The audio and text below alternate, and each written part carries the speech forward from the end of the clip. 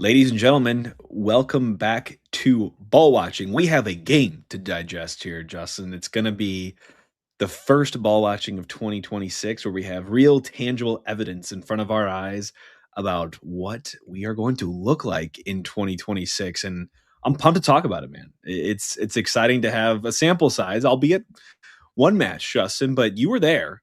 I was not. My family decided to have a sick weekend, unfortunately, on the opening weekend of the season for City. But you were in attendance for the team here. What was the vibe like, Justin, at City Park? The vibes are back. Not as back as if you were there. I know I was trying to. Danny was like, "Don't text him." Like I'm sure he wants to be there, but I'm like, well, what if he like just comes down just for the game, not the stuff at the pitch before and all. She's like, "No, don't do it." I did it anyways, but I was just trying to get you there. I felt bad, but no, vibes were high. It was chilly out there, Jake. You did from that perspective. Our seats didn't get to the sun to the second half, and like I needed it bad.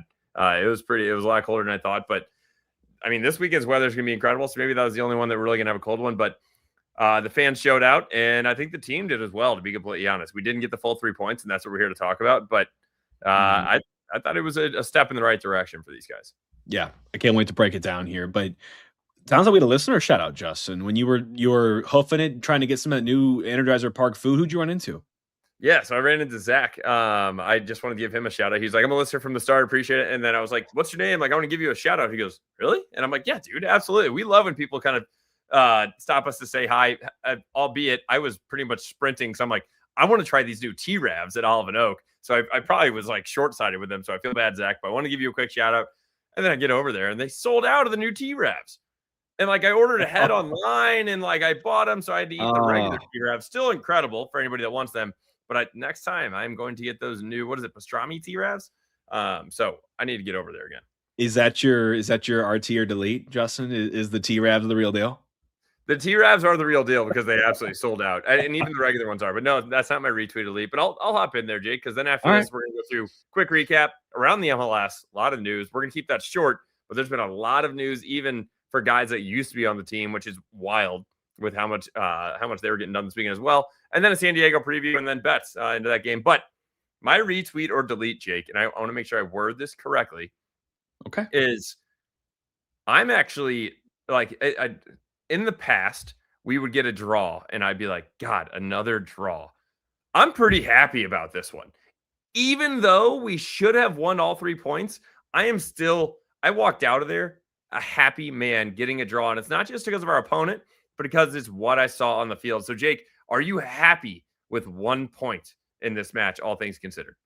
Yeah, 100%. I'll retweet that. I mean, if you'd have told me we could get a point heading into that match, I mean, you heard me. I said I would thought we were going to lose.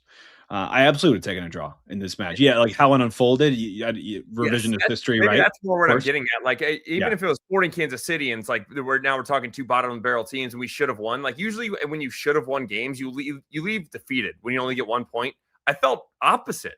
It's like we should have won, but I feel way better looking at the rest of the season. 33 games still to go, and what we saw on the field, it really made me more confident in this team.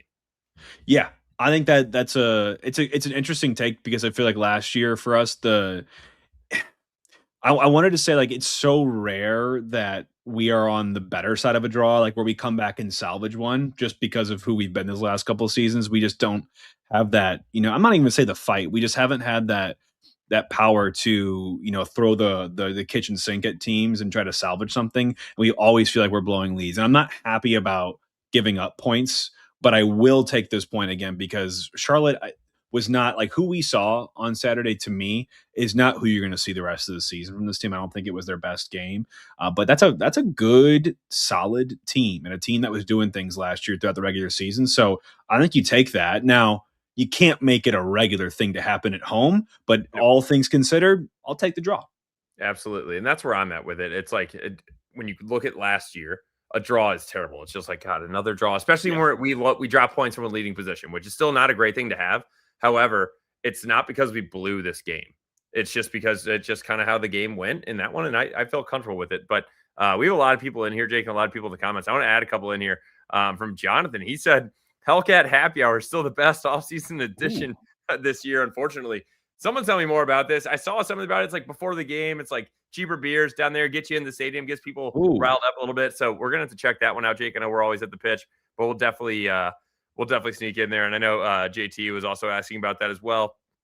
JT saying McSorley is a workhorse. That is going to be when we're breaking down video, Jake. It's one of the main reasons that we scored our goal. And so I want to give him a huge shout out on that as well. But otherwise, Jake, I think it's time for us to get into the Hoffman brothers starting 11 on how this one went. A little bit different than what we had predicted, but not too far off. It's just a matter of moving parts around right now. But what were your thoughts on this starting 11 when you saw it hit the Instagram and the X?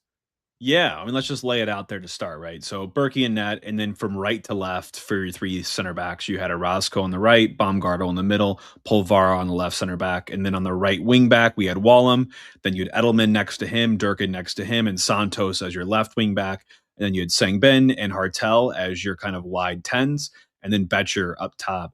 I think largely this is a lot of what I would have predicted. Orozco to me, I did not think he would earn that start, and especially the first match week. I know he was getting reps with a lot of these similar faces in preseason. I thought it might be a McNaughton. I thought it might be someone else. But I also wasn't, Orozco to me feels like just looking at this game, didn't do anything awful, didn't do anything like to just knock my socks off, which by the way, for a player of that, age level and what he's being paid at this club, totally good with that. I'm not saying that's going to keep happening game over game, but performance wise, good. So not a whole lot of surprises here, Justin, but just calling out some of the things you saw here. I mean, obviously no Totland. We're high on Totland. It does not sound like he is in the best of graces in terms of a starting caliber spot here. That's probably the biggest surprise, right? Otherwise, you would have definitely seen Leuven in this team had he been available. Yeah, absolutely. Obviously, with Leuven, that's not interrelated. That's personal issues with his wife. So, still wishing him the best there. But I agree, Jake. There's like, and when you mentioned the thing about Orozco, that's not only from an age perspective, but a position.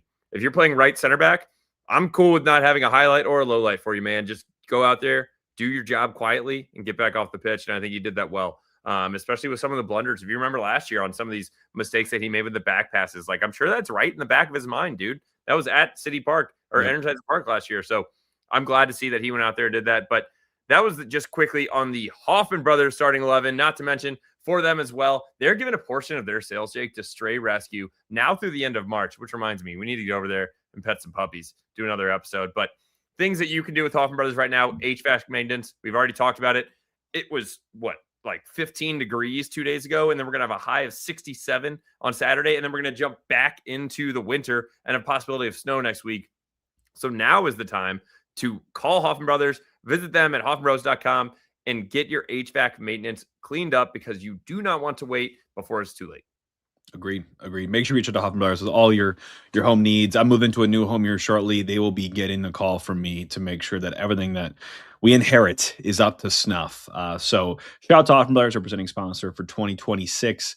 Justin, let's get into the game. How we're going to kind of do this, and we'll trial some things throughout here, but we're going to kind of talk about the what's what in the very beginning of this recap. What actually happened on the field, maybe a little bit of analysis, maybe a little bit of video replay, and then we'll kind of get into like real takeaways, like things we're going to actually kind of discuss. But I love this game, Justin, because and I was expecting this, so this wasn't like it blew me away. But we came out with a statement of intent. Like we came out swinging. We came out, DeMay, I'm sure had the boys riled up and ready to go for this one to come out and arrive on the scene and show what we're going to at least try to be about. And by the way, missing some key players, especially in the back line.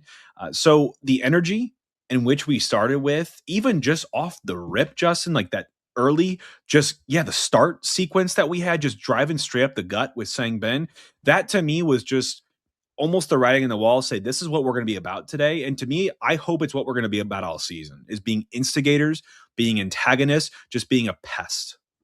Absolutely. And that's what Jake, so for everybody that can't see it visually, check us out on YouTube. We're going to break down some of these clips, but we shared that one.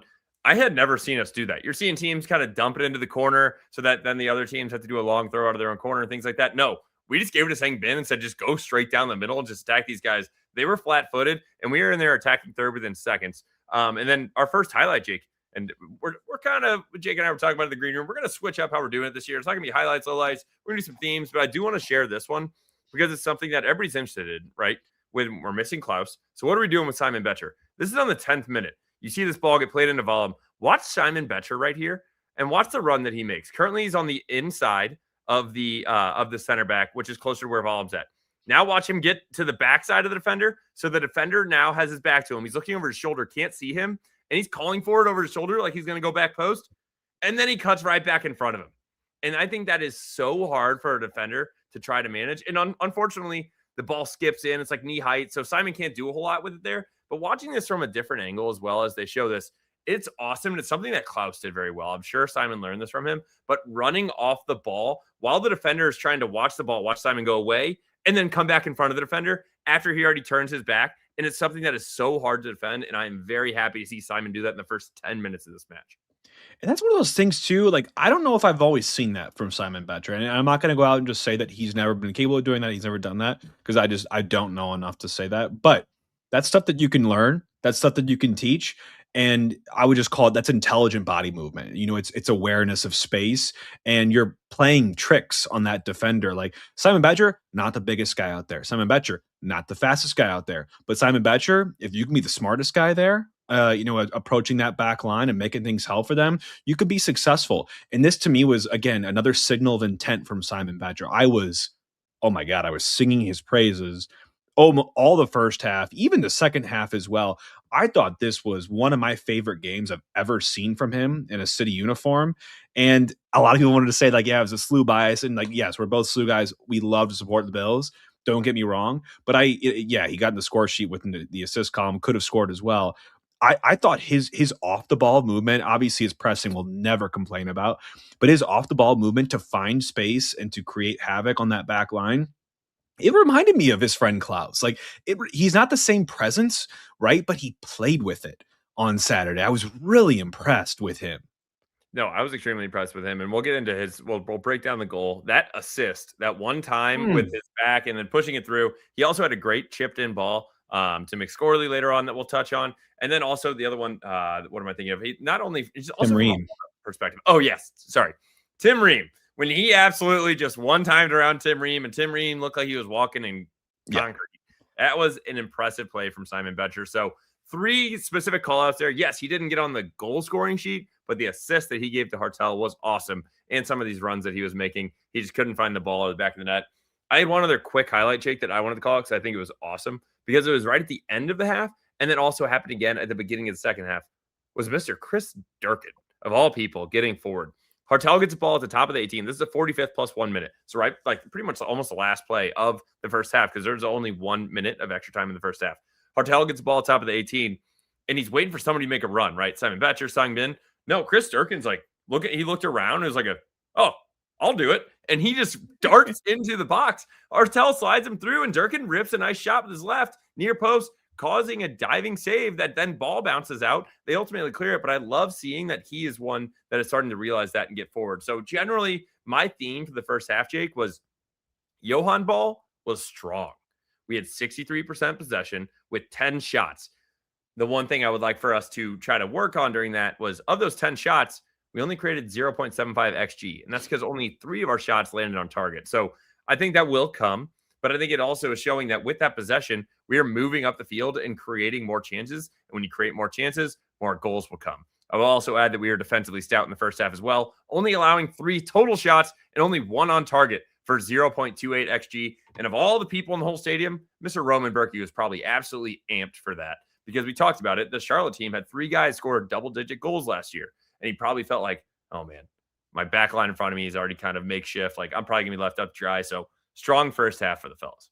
You know what I liked, and we'll talk about it more in the themes, and I think we're going to talk about it a lot this season because I think this is DeMay ball 101, is you talked about, defensively just didn't have a whole lot to do in that first half. I think part of that is what I'm going to talk about. Part of that also, I just don't think Charlotte had fully woken up yet. I think they were their bell was a little rung, frankly, but I think what they were looking at on the other side of the pitch. Our defending has moved forward. Our defending is no longer, to me, about just press the hell out of your opponents and look to get them to cough the ball up.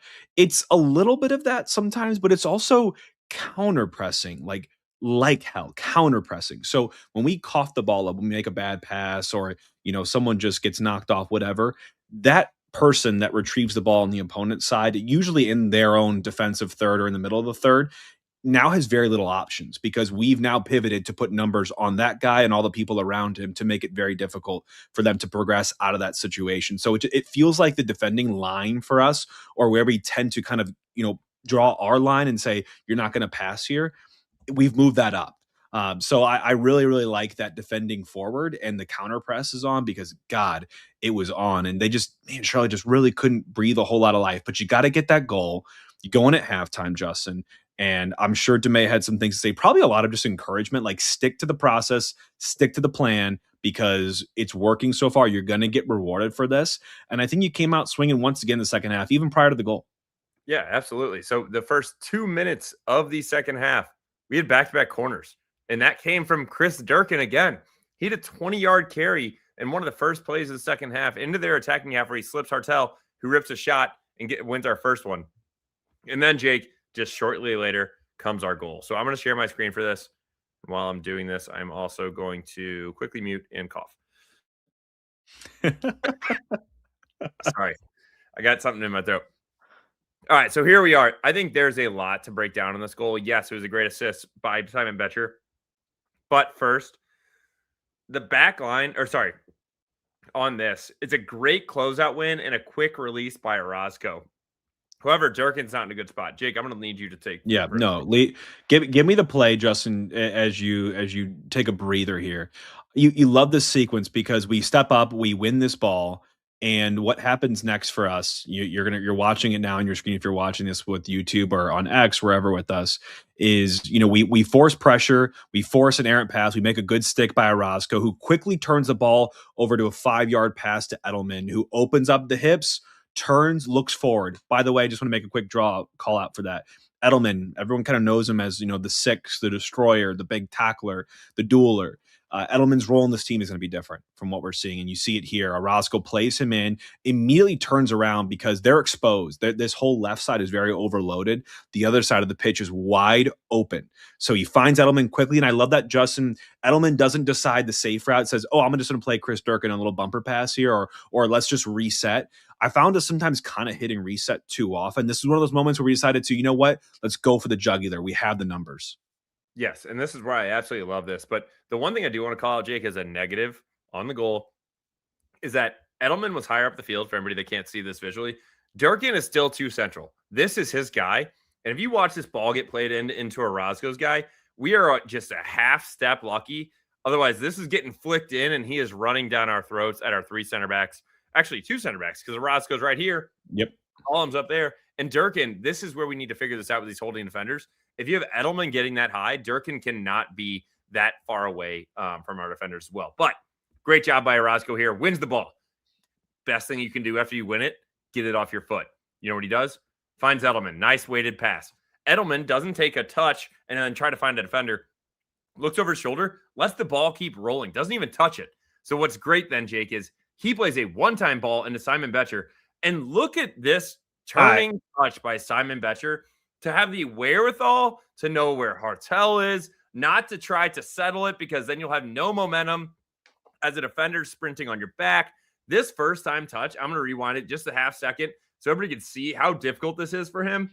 Boom. Slots in Hartel, also doesn't take a touch. Everybody's like, oh, he probably could have finished that a little better. Maybe the goalie could have had it. I think he saw the goalie cheating far post, and he goes, I'm going to, the last second, slip this on the near side. And a great finish by him.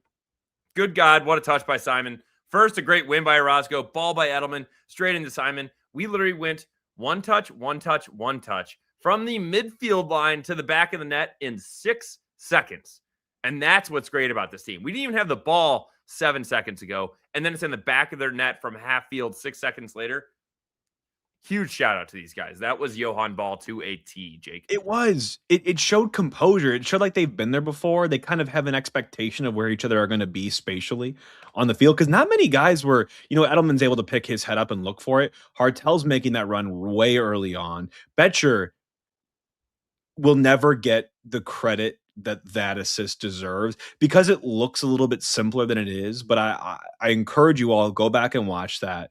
try to anticipate the ball arriving to your foot, and without looking at where you want it to go, while it's coming to you, swinging your right boot around it after it passes your foot to get just a deft touch on it enough to go and steer it into the Hartel's path. So he can then one touch it as well. Could have overcooked it, could have undercooked it, could have hit it a little bit more wayward. It, that was an exquisite assist. And again, it gives me shades of Klaus because he was known for that just really strong bumper pass, really good touch, like just kind of has a really strong awareness of where that ball needs to go and like kind of sit and deaden so teammates can get onto it on time, like in kind of congruency for a team move. It just was absolutely exceptional. That what a great first goal of the MLS season to score. So I mean, Betcher, Hartel, Edelman, Orozco, it's got everyone's fingerprints on it. Right. It was absolutely awesome. And I'm glad that we were the first ones to score because that place was electric with that. Unfortunately, Jake, it didn't last that long. What is the time between that? It was 9 minutes later. Charlotte gets their goal. And I'm going to share screens on this one as well because I think this all could have been avoided with our rest defense. And when we talk about rest defense, it's our positioning when we don't have the ball. So we had a long throw back in our corner. We throw it up the field. I'm fine with that. You don't need to try to play around with it and then have a quick one on Berkey. We lose the ball probably 10 yards into our own half. Where I have it paused right now, Jake, is for a reason. Look at Volum here and look at Zaha. Zaha has 20 yards around him. And don't forget, he had 10 goals and 10 assists last season. We cannot leave someone that wide open because watch, as we play this, we lose it. They know where he's at. One touch, gets it out of there quickly. And at this point, Volum, you're too late. Yes, you go to close him down here. You're trying to close him down. But by you doing that, now look at where Volum is in the field, Jake. He is in the dead center of the field. What is his position? It is right back in a back five, which means he should only be between the 18-yard line and the touch line on the width of the field. Now, so he's what, 35, 40 yards out of position. Watch what Zaha does. He gets a turn on him, and look who's coming up the field. One of their left backs, and he's getting an overlap. And you could see Edelman's like, Carrasco, you got to go out and get him. Now we're completely out of position. We have our center back taking our guy that's all the way where Volum should be, and this is where it really goes haywire. You have Volum kind of then stopping into where an Edelman role is because Edelman slid back to take a Orozco. So now we have three dudes out of position. As this gets played through, they actually circle it back to Zaha, and Volum is stepping there. But then right here, this is the problem. You have Edelman playing as a center back. Orozco's now at right back. Edelman steps up because he's like, I'm a stopper. I need to get off this back line. And he completely forgets about the attacker. And watch this easy slip in. Timo Baumgartel not close enough, which is fine. He's supposed to be in the middle. But also, if you watch right before this, Jake, why are we sitting so deep? Why is Timo Baumgartel dropping when they're cutting it back? He's down at the PK spot. When they drop it back to the midfield, we need to get up to the 18-yard line. The entire back line needs to get up on this. And he's still jogging up a little late. And he cannot pivot and make this turn quick enough. And it's a slotted ball in, one-on-one with Berkey, and a great finish into the side netting far post. But ultimately, this all could have been avoided with a little bit of better rest defense. Yeah, rest defense. And by the way, this is your sales pitch for DPs. Charlotte was pretty ass for most of the game. That was a DP to DP goal. And DPs are there on days like this. You know what I mean? Things are going right. Give it to the DPs because they're going to figure it out for you. Zaha and Pep Biel, no problem. We'll take that point in St. Louis. So that's your sales pitch for DPs, by the way. You know what? I'm going to be a little bit harsh. Berkey wasn't really called on too much in this game. That's a tight angle to get the goal. It was an exceptional placement on the shot. It was not going to be easy regardless, but to me, we've talked about Berkey needing to have a big season for us to go places in 2026.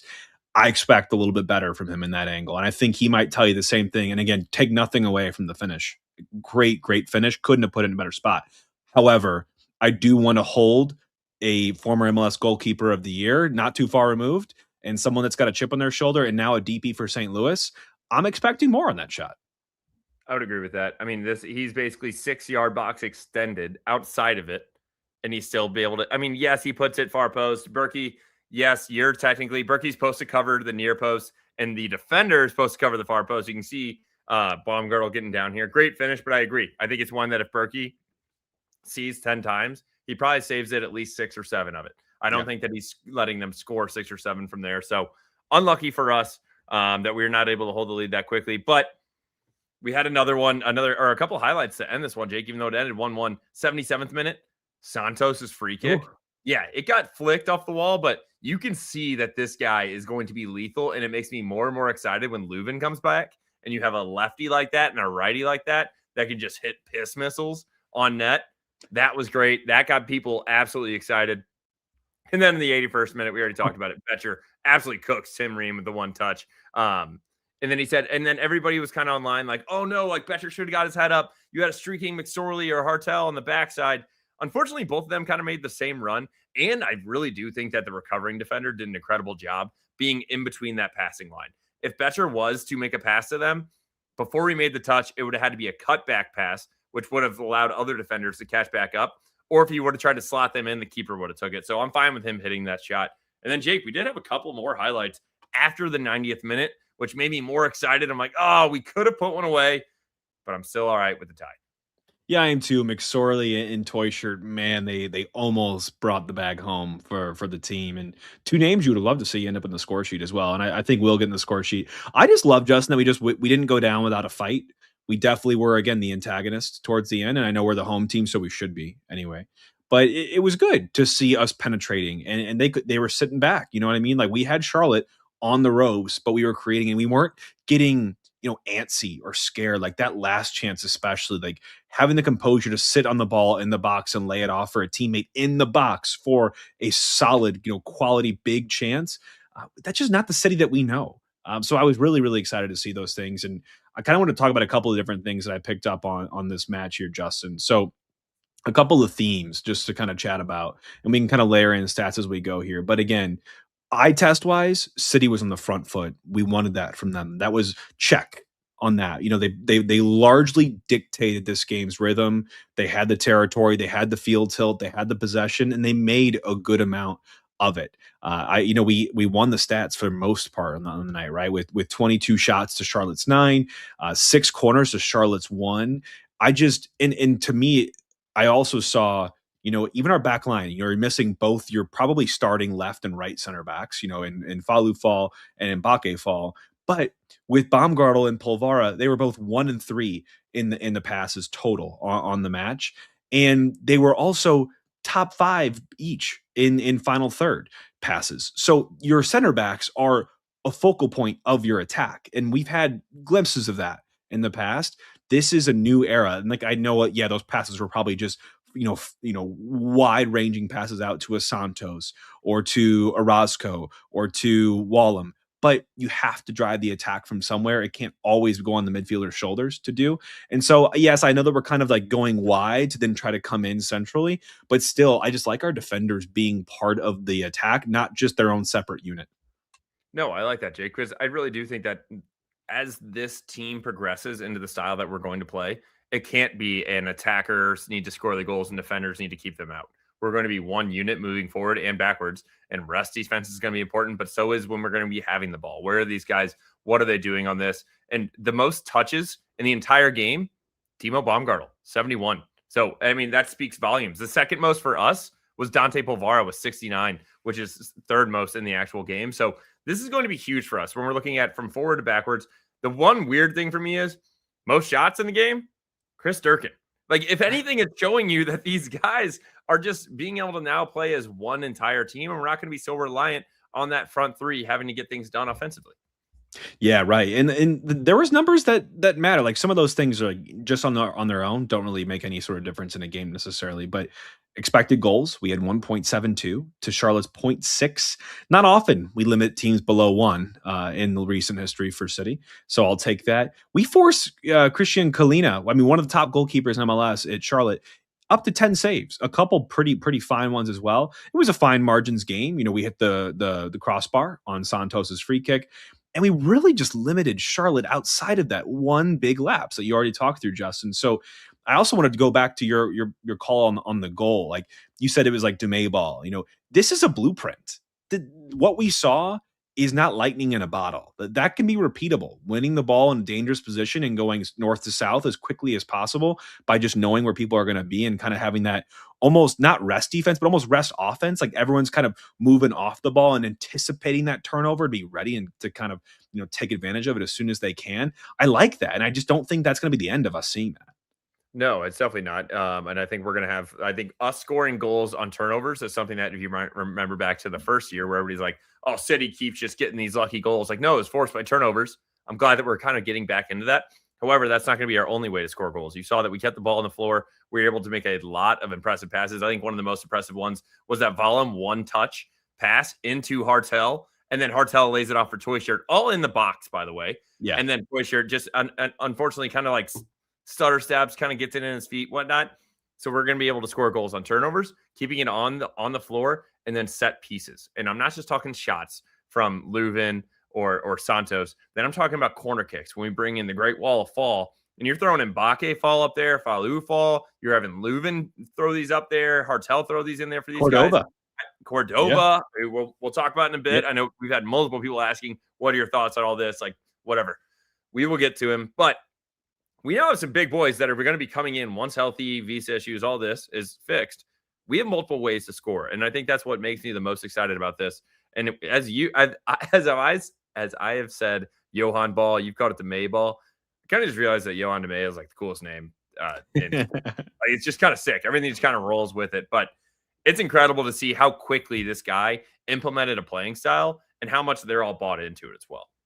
We've talked a lot about the positives, and I don't want people to think that, like, hey, Jake and Justin are saying that we figured it all out. We're going to go win the MLS Cup in 2026. Because there were still some things to clean up.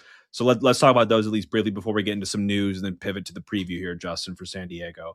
I think game state management, we talked about the DP sort of sales pitch and how those can make such a big difference in a game. Game state also was part of this as well, where we scored that. I think we had this situation last year too, right? Where the most vulnerable I feel like we were as a team was right after we scored. It was kind of like oh crap, okay, we're up. We don't love being up because now we're being chased, and we like being the chaser more so, or being on an even par. So after we score, I kind of want us either commit to, okay, let's go get another, or let's make sure we slow the tempo down and put the foot on the ball and control the next 10 minutes so they just can't respond immediately to us. Instead, Charlotte gets on the board, only 13 or so minutes later. So not the worst thing, but I think we want more control and leadership in games like this, where either your veterans or the team as a whole, this mentality of you do not crap your pants when you go up in a game. Like we cannot have that same mentality carry over season to season. If we're going to get anywhere, we need to be able to play with a lead and either go for another one, or again, you kind of institute more of a control type of phase in this game. That was a little bit disappointing. I also just you got to make sure you got to get another goal in this game. You know what I mean? 1.72 expected goals. Got to find a way through. I think we will find a way through. But I wanted to say on the final third, I mentioned it a little bit already, but there were some moments, not in our goal, but in some others, where I feel like we did make that big break. We did get that turnover, and we decided to opt for the safe route and kind of cut back or to kind of recycle. And frankly, when you don't have a Leuven on the field that can create centrally for you, you're kind of just now hoping that one of your, wing backs can make something happen for you, if visit a nice cross, something like that. So when we had a possession in and around our attacking third, I felt like that was when we were the most, or least dangerous versus in an open field when you're kind of got running. So I just really want to encourage the team. Like when you have those chances, I'd rather us go for it, because that's the easiest time for us to score or for us to be dangerous, is when teams are a little bit more open and they're not as, in their shell or in their block like they will be when they get set. So I want to see more of that, like, let's go for itness as well. Yeah, I completely agree. And the one thing that I'll add on a positive note on this, on the let's go for it, and also maybe on the Johan ball, the DeMay ball, this heat map, Jake, for anybody that isn't be able to see this, the offensive side is on the right-hand side of this for anybody that can't. We had Vollum and Santos had the majority of their time in the game in the offensive half, which is awesome to see. Yes, you're probably going to see that a little bit more as some of these guys, as we're playing five backs, you're expecting them to get up the field more, but it doesn't always mean that, because if we're not dictating the pace of this game and the style of this game, they will spend more time in the defensive half than they will in the offensive half. So I think it was awesome to see both these guys get up the field. They were creating chances, a lot of balls whipped in, and it was cool to see this with this new style, and I'm excited to watch it going forward. All right, let's do news, Justin. News has been hot and heavy, both in the club and outside of the club since this match. Let's talk internal first. Let's go city. Today, Chris Durkin was announced as extending his contract through the 2027-28 seasons, the first fall spring season. He will be with us through, and he'll have an option for the next year as well. So Chris Durkin gets the extension. The verdict's out for me. Like, this was his option year he was currently playing in. So clearly between Hackworth and, Diego and, whoever else you want to say was making the sporting decisions when we had to make our options at the end of last year, they clearly took the option. There was some value there. It sounds like, for me, Justin, I just want to say that this is hopefully more of a move of just solidifying competition in that six or that central defensive midfield spot, because now you have Edelman and Durkin both there. I don't think either is like head and shoulders above the other right at this point, but it's competition. And that's probably the most sure spot we honestly have on the field right now. Like, two guys that can play. Exactly. And I think I don't want people to use Durkin's sample size on what we had last year either. Yes, a lot of fouls, a lot of reckless challenges, putting us in uncomfortable and dangerous positions, going down a man with red cards, yellow card accumulation, all of this. I think this man has learned a lot in the offseason. From everything that we're hearing in the background as well, had a pretty impressive preseason, not only on the preseason games, but also like training and whatnot with these different beep tests and things that they're doing. So this man's putting the work in. And I think it's good to see that they're willing to sign him and keep him around, because, like you said, it's not an easy position for us to fill, and we don't have a for sure one there right now. Edelman, I think, is a good up and coming. Leuven, obviously, is just a tough situation with everything that's going on. So, you know what? I was completely fine with it. Jake, there was another signing. That's where I really want to get into this, is Cordova, because you, Mike from Chat City Tactics, and I were texting about this. What was this, yesterday? Yeah. And like, I was in a meeting, and when I got out of this meeting, I had to, it's like I was trying to read a Harry Potter book with the amount of text that you guys were sending back and forth. And I still didn't understand what was going on with all the rules and all of this. So can you help people understand this Yeah. to them like you and Mike taught it to me like I was a third grade child? I don't want to go into like all the specifics because a lot of it ends up kind of being speculation, but I'll start with the objective, right? So Sergio Cordova, we are signing on loan through June 30th of this year. Yes, June 30th, legitimately 4 months time. Not here yet, still needs his visa. You're looking at a 10 to 12 game sample from him at max if we do truly part ways after this loan is over. We also have a purchase option as well for him, so you could turn that permanent if you'd like to. He's worth about $1.5 million on transfer market right now. Who knows if that's actually legit. We've talked about him a little bit before in terms of what he's brought to some other teams. He's kind of been around all of Europe last couple of years. He had some time with Vancouver and RSL as well before that. Nothing that just blew you away, but he's big. He's a different profile from just a perspective of adding that sort of attacker to the room. I'm good with it. I feel like that's what's kind of been lost in all this, Justin, is maybe the team likes him. Maybe the team sees a miss. God forbid Betcher goes down.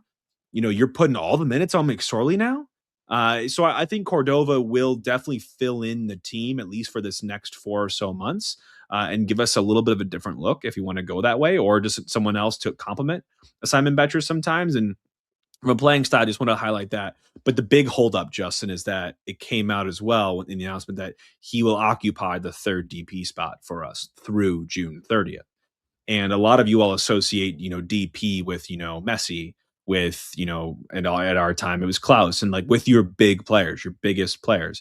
And this is not that guy, right? The phrasing and terminology that Corey Ray had used around that in the press release was, this is, more of a mechanism or a way, the smart way to kind of tag him, so we don't have to apply other funding like GAM or TAM to buy down his contract. So we actually DP him, which does not make us have to do those things. However, in doing so, we were already in like a 2 DP 4 U22 model. We didn't have a 4th U22. We have 3 right now, but we could go out and get a 4th.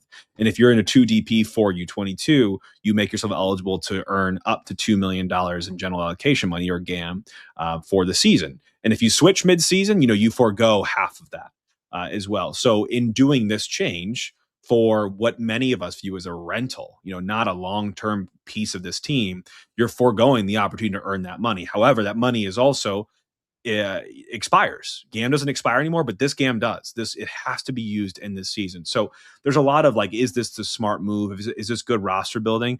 I don't think we'll ever get full detail from the front office, and they probably don't owe us that either as to why this made sense, or if they were really just not thinking or didn't know the ins and outs of the rules at this time. But frankly, Justin, like I want to see him play. I don't even really care to talk about it, honestly, that much anymore. I just want to, if he's good and he chips in goals for this team, who cares? This is all we have until June 30th. Yeah, I completely agree with that, because there's one thing that is frustrating for me and I understand you can't just assume that everybody in the front office has all these kind of situations thought through from a money aspect, but also all the pundits online don't either, right? Yeah. We don't know what's going on behind closed doors, the GAM, all of this, and like throwing it away. We don't know other conversations of everybody else that's being signed. So what if we all just kind of pump the brakes on like, why did we just throw the money in the air, burn it, whatever? Let's see how this guy does. Let's give him a fair shake. Am I a little concerned with him playing over in Turkey and Switzerland and Russia the past couple of years? Yes. Has he scored goals there and when he was in the MLS for Vancouver and RSL? Yes. So I'm going to give this guy a fair shake, and I'm excited because he's a big man up top. We all know our feelings about how it is with Klaus and how that all ended. And this is like a kind of like a pseudo replacement in the meantime. You know what? You're on our team now, buddy. So I'm on your team. So let's ride. I love it. I love it. Let's do a quick round on the other news here, Justin. Messi, the other big man in the league, was caught following or trying to gain entry into the referee's room after Miami's brutal kickoff to the MLS campaign and their loss. MLS did clear him of any wrongdoing. Apparently, he was not going into the refs room. That is a different room that he was obsessively trying to get into, and Luis Suarez, pried him out of. He could have been going straight into that refs room when it said refs on the door, and MLS would have found some way to say no, that was the equipment room. He wasn't going there, because they would have had to suspend him. We've seen this happen before. Miazga got slapped with one either last year or 2 years ago now, but Messi was cleared of any wrongdoing. But locally, Justin, that wasn't even the story here. Josh Sargent, the saga has come to a close. Thank the Lord. I don't still think there's been an official announcement yet from Toronto, but Josh Sargent is going to be a Toronto FC player for 22 mil, potentially raising to 27 from what I saw with some incentives. We got paid as well, between 500 to 700, those 200 in some performance-based incentives as well for our right of refusal, right? We had that. That was the one player that we had. And so we picked right because we got paid for it. I know a lot of people in the league are upset about that fee that we got for it. But Justin, thoughts on the Josh Sargent saga? I think it's one that we kind of saw the writing in the wall for a very long time. He's frozen out at Norwich, didn't play a game with them after this whole saga began. It got emotional. It got personal. And he's going to probably end up becoming the second highest transfer fee in incoming MLS history, which for a St. Louis boy, very, very cool. But just a lot of players struggle to live up to those sort of price tags, even though they have nothing to do with it, right? But Josh Sargent, if Toronto's going to fork over that money for you, they're banking on some serious output. Absolutely. And this is one where, it's tough to see a guy from St. Louis not sign with St. Louis. Again, I don't think everybody online is like, we absolutely dropped the ball there. We blundered. Like, no, we don't know the conversations behind the scenes and whatnot. I'm cool with us getting $500K in cash, $700K in cash, and Sporting Kansas City people getting pissed off because they're basically saying like, "Oh, he was our homegrown." And like, yeah, we're pulling a picture of him and Gallagher. Like, yeah, I get we didn't have a club till 2023. Whatever, get over it. It's our money now. So, you know what? Let's see how he does when he gets over here. I'm rooting for him regardless. I wish he was obviously here, but there's a lot of different factors go into that, and he will be coming here for a game later on the season. So look forward to that. Otherwise, around the MLS, Jake, I'll make this quick in a minute or so. LAFC reported 75,673 fans for their game attended when they won 3-0 over Miami. That's why Messi was so pissed. That's the second largest attendance in MLS history. I also think across the league this weekend, they broke history in just the most attendance period in MLS games. So, which is awesome to see as it grows towards World Cup. Sad to see Evander in Cincinnati and Jordan Morris both go down with non-contact injuries. Jordan Morris is for sure a quad. Don't know about Evander. Jake, good news for us. We got a buddy, Tom Barlow, on Cincinnati. And so he's going to be filling a little bit there. Jake, I was just kind of smirking in the background. Tom has played in 3 games for them. They've only had one in the MLS, obviously, last weekend.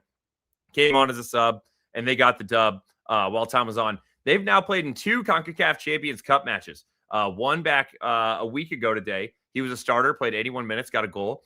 He also played tonight, started, only played 45 minutes, got another goal. And I'm like, why did he only play 45 minutes if he got a goal? Jake, they beat this team 9-0 tonight. Ooh. What is it, a football score? Yeah. 9-0 against Universidad O&M. So Tom scored in the 35th minute. Peace out at halftime.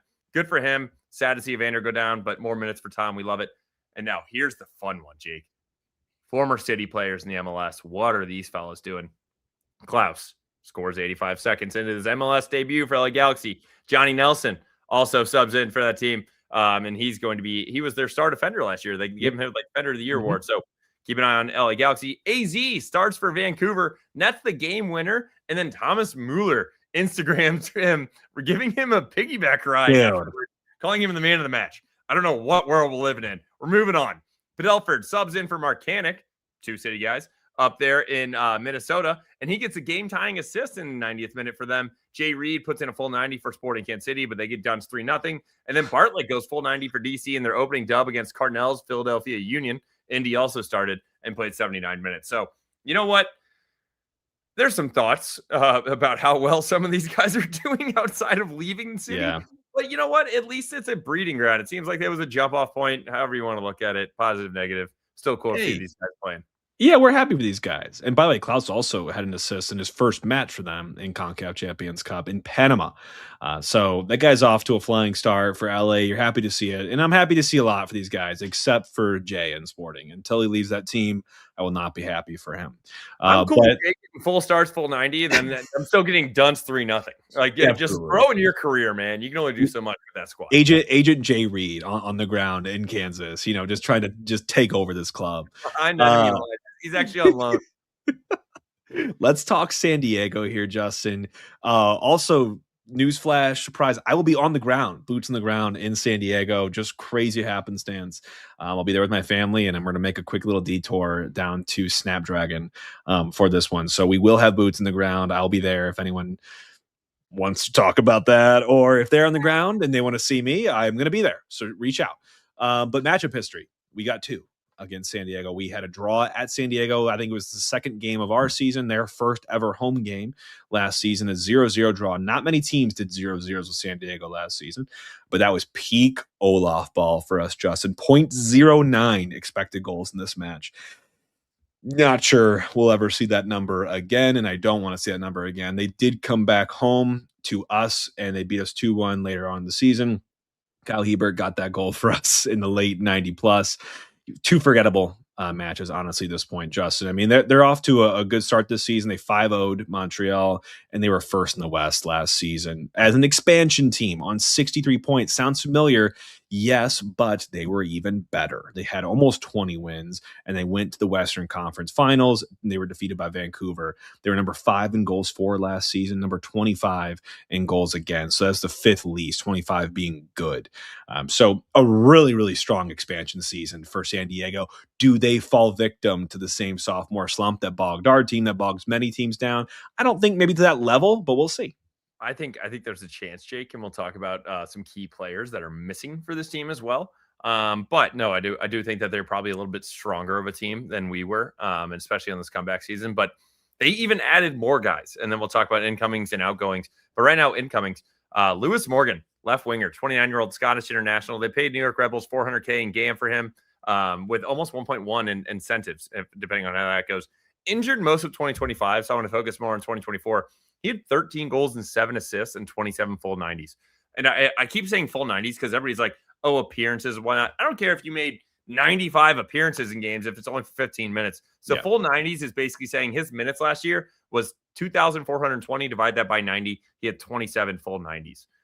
So he's an MLS known scorer, but coming off an injury, looked more of a bounce back signing, kind of like a buy low, sell high for them there with Lewis Morgan. And then, Jake, I'm going to let you take the next one, and I'll go with the 2 young guns after that. Yeah. Oni Valakari is brought in as a central attacking midfielder. He's Finnish, and he was a permanent transfer they exercised from Paphos FC after the previous loan they had currently with him. In 2025, he had 5 goals, 9 assists, pretty solid output from the central midfield, and one of their main creators. So look for him to, be an instigator in terms of starting those plays off, looking for that vision, that pass, and also making late runs and arrivals into the box. But Justin, yeah, I want to hear your take here on these two youth.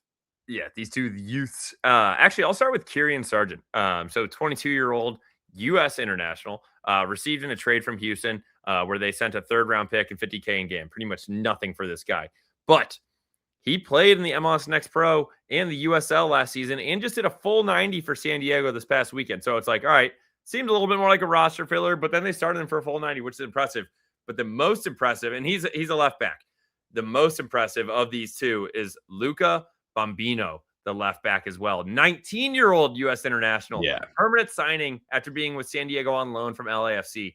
I'm surprised LAFC let this one go, to be honest, Jake. I think this guy, his ceiling is very high. Only $200K in game, possible $1.1 million. So obviously there's an upside there for LAFC based on performance metrics.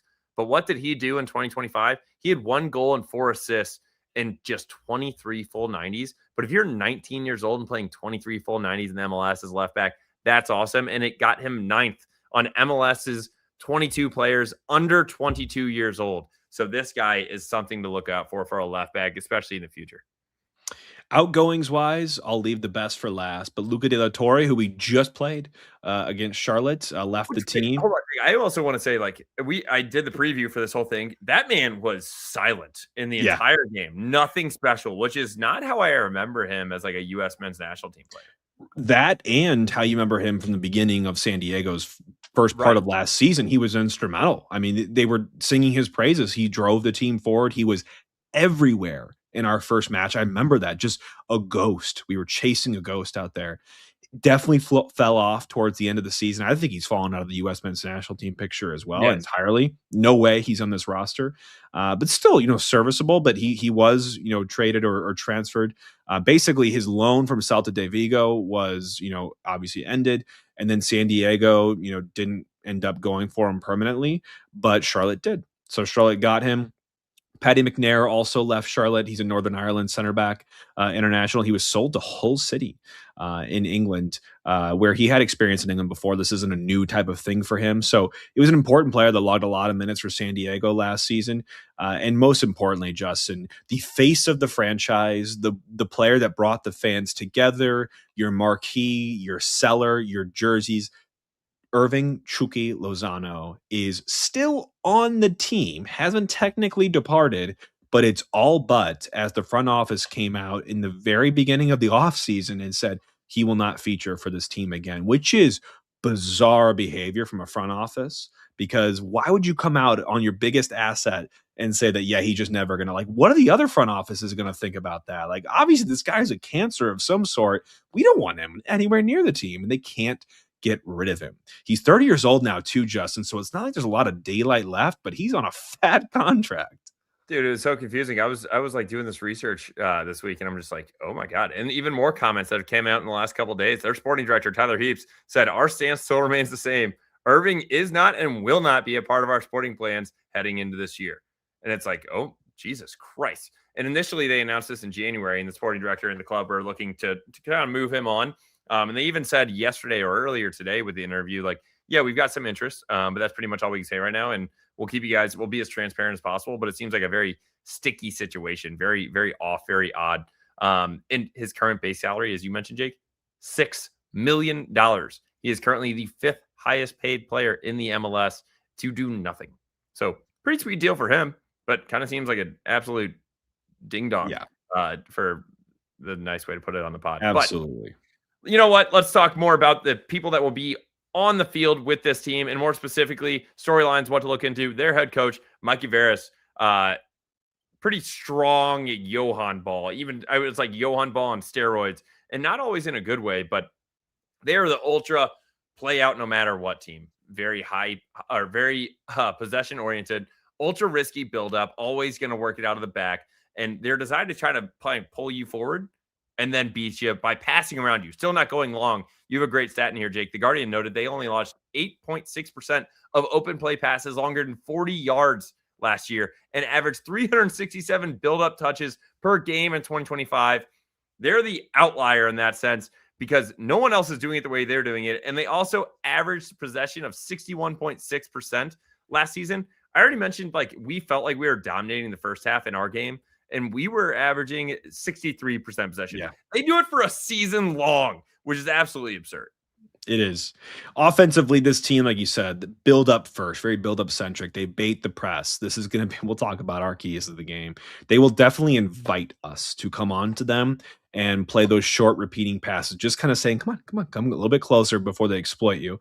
They're going to work centrally. They're going to try to break through centrally, penetrate there and then bring in their wingers on breakthroughs. The payoff is finding a guy like, Anders Dreyer and just letting him run downhill at your team. We know how good of a player he is. Newcomer of the year last season, just special stuff. Positioning usually kind of looks like a 4-3-3 for this team. Those wingers stay high and wide, and the midfield's tasked with kind of playing through those tight central lanes rather than just going long and direct, like we might see a team like us go do every once in a while. Again, they like those short kind of tiki-taka passes and look to kind of poke and probe and look for ways around you and pull you out of position. Defensively, very, very proactive, high pressure.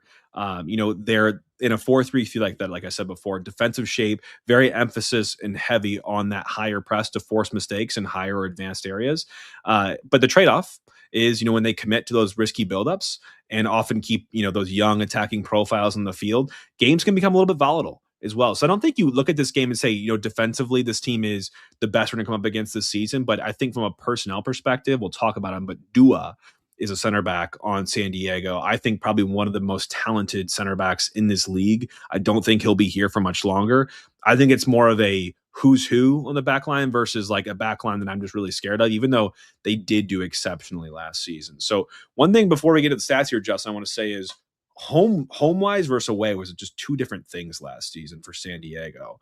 Home, they were number 10 in the league. They were one of the better away teams last season, but home they were 10-6-5, and they averaged 1.67 points per game. Expected goals, we talked about being strong for them. Expected goals against, also very strong. But just in the halves were also really, really interesting, and they will inform one of my bets on the weekend. But the first half, they were about an average team. Just say that if you blew the whistle on 0, blew it at 45, and that was it, everyone take the boots off, go home. They were just about average. If you did that, though, from the 46th on to the 90th plus, they were the second best team in the league. This is a second half team. Doers, they never die in this game. So got to be on it from the whistle to the whistle with San Diego's. They'll make you pay in a second.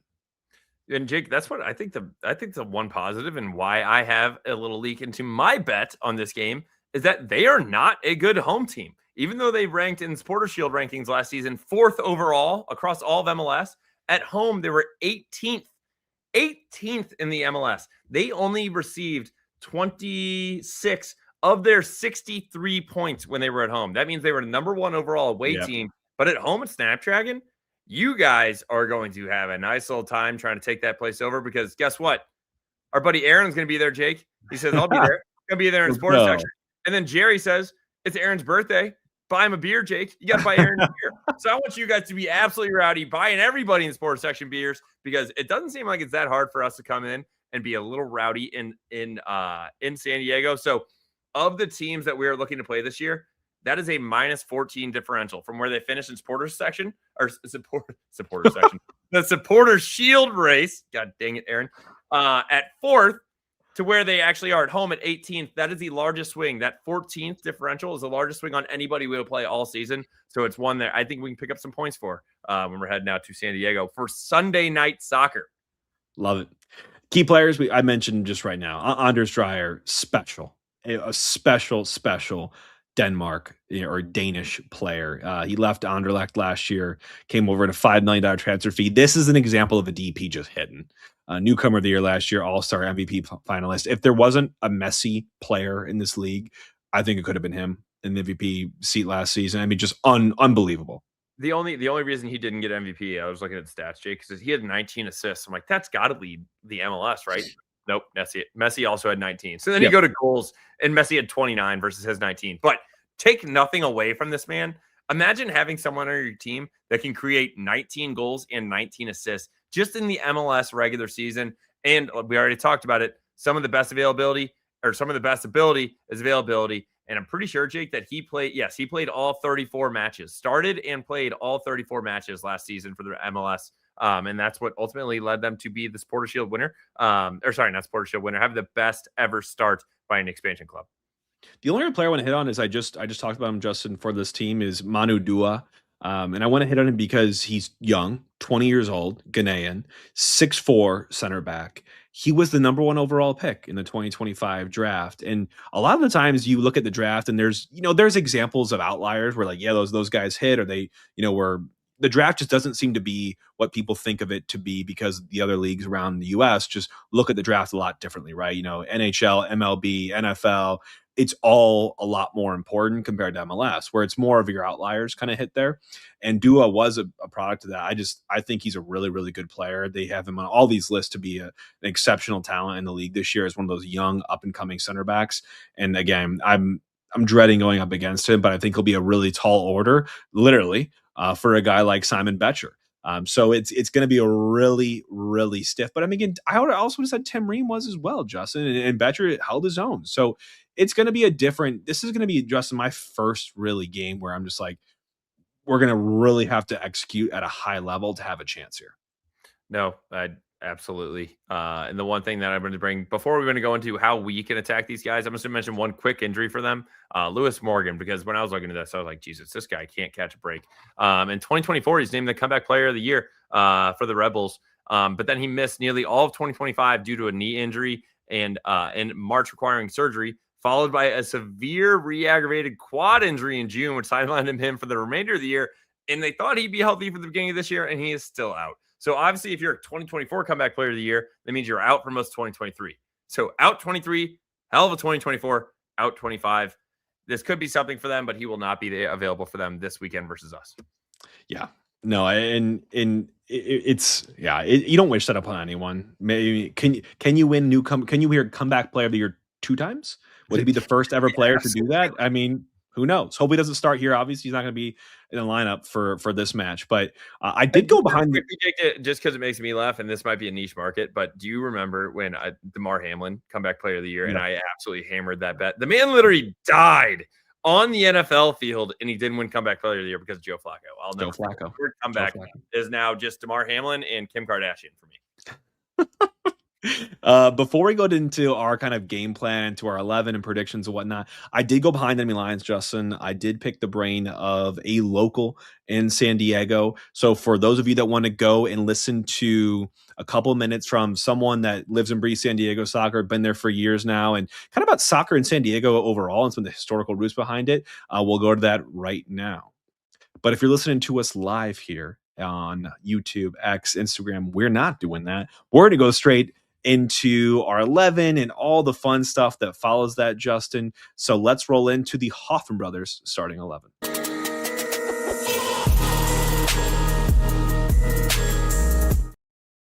And Justin, I skipped over the game plan because I worked that into one of my goals for the team here. But 11s, let's chat through it because I don't think I see or foresee a lot of change up in this match. We haven't gotten too many injury reports yet for the day. Because frankly, I see the back three remaining the exact same in this match: Polvara, Baumgartel, Orozco. I don't see any reason to change that at this point. I think you'll probably keep the same midfield 4 unless Leuven is back. If Leuven is back, you throw him right in my opinion, for Durkin. Otherwise, you leave Edelman in position. If Leuven's not back for personal matters, you leave Durkin and Edelman just where they are. Otherwise, I go back up the top and I say leave it all as is. What do you think? I'm absolutely with you on that one because, as you already mentioned, from an injury perspective, it's not a whole lot because we have Mbake. For anybody who didn't see that, Mbake Fall is with the team, so not injury related. That was visa issue related. I don't think you're going to throw him straight into the starting 11 because obviously he just took the field and practiced with them yesterday. But obviously we could Falu Fall still out, Ostrak and Pierce likely still out. Leuven is always a question mark. But that is brought to you by our injury report by Schmicken's Injury Law Firm. Real talk, Jake. When insurance companies get the ball, they flop, stall, waste time, whatever you can think of. Without a team in your corner, there's no one to hold them accountable and call that foul. That's what Rob can do for you. When you give Rob a call at Schmicken's Injury Law Firm, him and his team are going to treat you and your case like it's the MLS Cup final. Whether it's car accident, workplace injury, slip and fall case, or another type of personal injury claim, Rob will press hard, just like the boys in City Red, play physical, just like Mr. Simon Betcher and Mr. McScorley, and won't let the other team run out the clock. Best part about all of it all, you don't pay unless their team wins, and Schmidtgen's Injury Law Firm guarantees their fees will never be greater than your share of any recovery. If you've been hurt and need a team that actually fights for you, check them out at hurtinstl.com or by calling 314-222-4223. Mention that the boys at Ball Watching set you for a special discount on your attorney fees and availability exclusively to Ball Watching listeners. Schmidtgen's Injury Law Firm. No dives, no delays, just results. I love it. I love it. Okay, well, now we get to 11 in the injury report. All settled here, Justin. Let's do goals and predictions.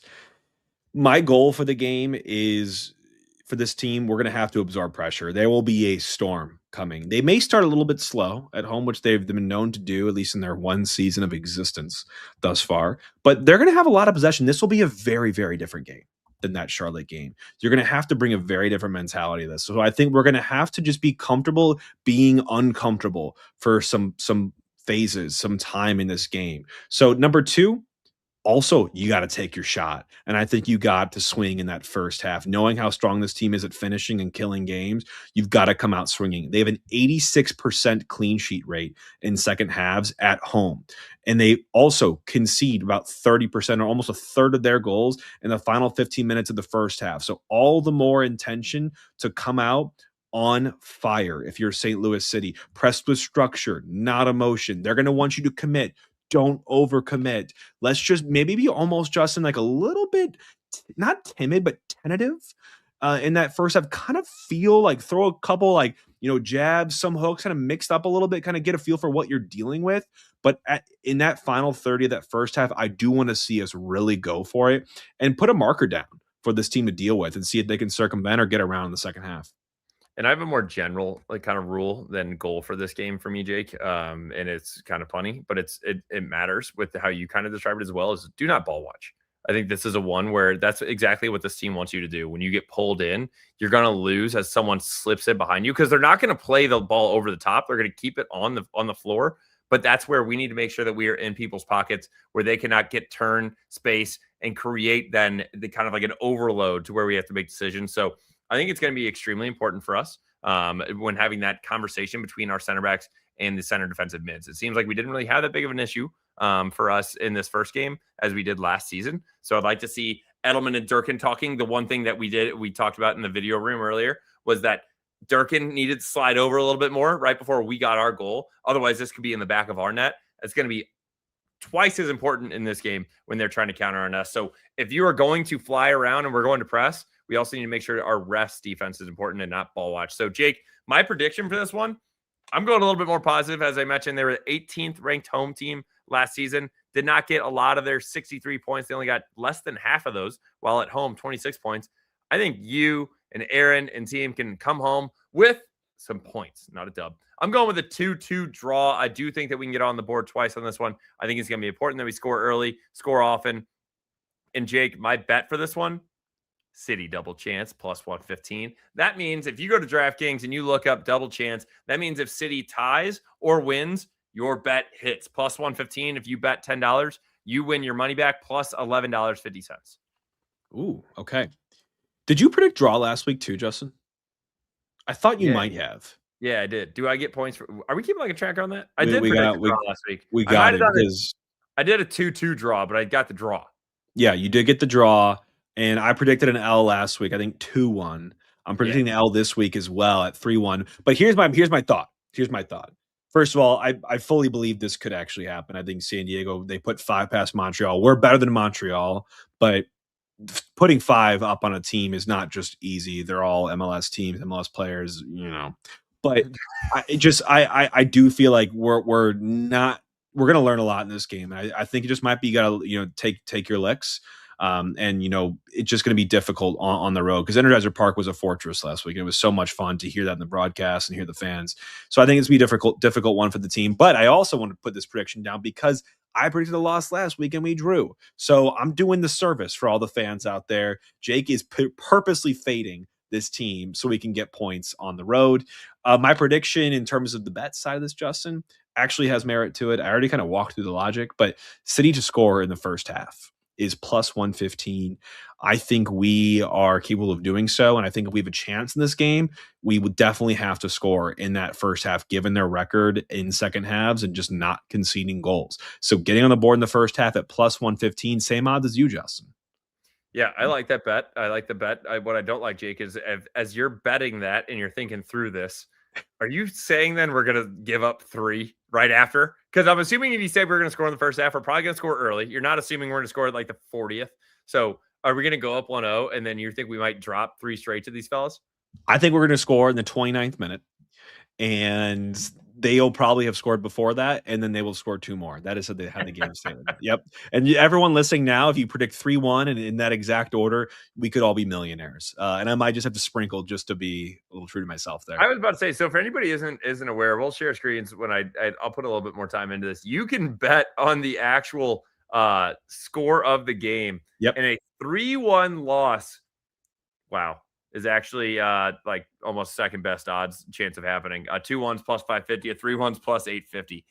So yeah, it's really not that unlikely. But you know what, Jake? I'm gonna go with that 2-2 draw at plus 950. Just a little sprinkle on that one. Yeah, and by the way, we should have layered this in too. City is plus 330 to win this game. I mean, we're long shots. San Diego's minus 165. The draw is at plus 310. So this is not the worst, but some of the worst odds we'll have, barring a Seattle, barring an LAFC on the road all season.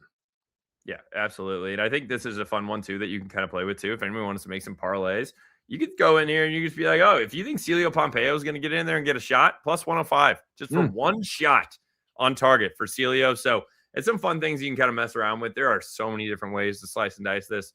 We'll be slicing and dice it over the coming days. These are our podcast bets, Jake. I'll talk to you in the green room about like, is that our locked in bet for Saturday? Because I would really like to spend more time on making some parlays. But whatever, we'll get there. We shall. And again, I'll be there for any folks that are there. I know, Aaron, you're in the comments as well. Reach out to us, ping us, DM us on social media, on X, on Instagram.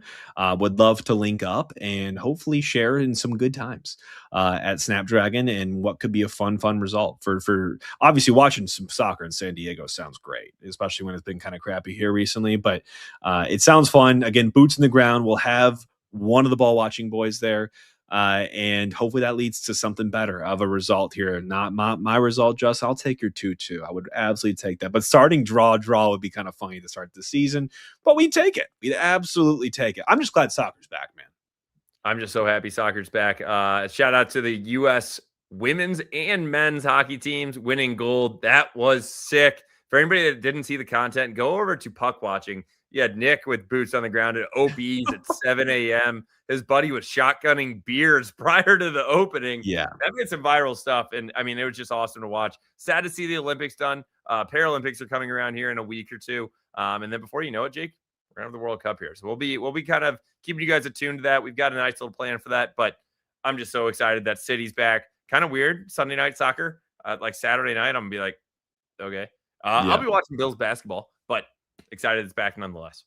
Yeah, last thing on the Olympics, I'm glad you brought it up. So happy for the St. Louis boys. I mean, the Kachucks and Clayton Keller, like so cool.